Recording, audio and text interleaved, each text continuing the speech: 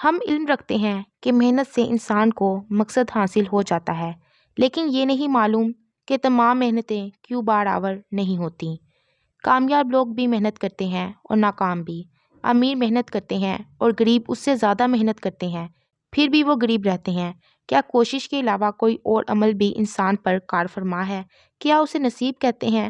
نصیب کیوں ہوتا ہے؟ انسان اپنے نصیب سے کیوں باخبر نہیں ہوتا؟ کیا نصیب ظالم بھی ہو سکتا ہے؟ یہ معلوم نہیں۔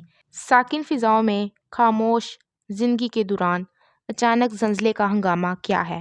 بستیاں زیر و زبر ہو جاتی ہیں، پختگیاں تہ و بالا کرتی جاتی ہیں، ہنسنے والی زندگیاں بے سبب ہی ملبے تلے دب کر مر جاتی ہیں۔ یہ زلزلے کیوں آتے ہیں؟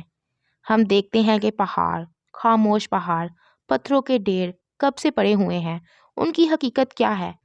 پتھر ہیں، لیکن ان پتھروں کے درمیان عجب کھیل ہوتا ہے۔ پانی ہے، آگ ہے اور مٹی ہے۔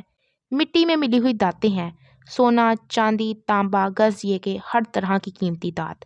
یہ بے نام سے پہاڑ، پتھروں کا ڈھیر اپنے اندر، اپنے پہلو میں بیش بہا قیمتی خزانے لیے بیٹھے ہیں۔ لکڑی کے نہ ختم ہونے والے خزانے، معدنیات کے نہ ختم ہونے والے ذخیرے، سنگے سرخ، سنگے سیاہ اور سنگے مرمر۔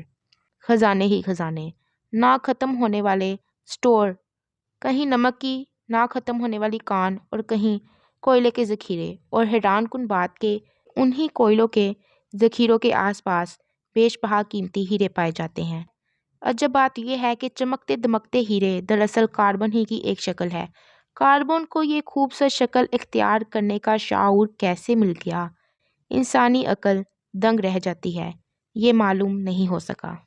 ہمیں معلوم ہے کہ سمندر گہرے اور وسیع پانی کا پھیلاؤ ہے، لیکن اس وسیع پھیلاؤ کے اندر جانے والے نے عجیب و غریب کرشمے دریافت کیے ہیں، جن کو دیکھ کر انسانی عقل دنگ رہ جاتی ہے، اور ان سب کرشمہ کاریوں کی وجہ سائنس معلوم نہیں کر سکی۔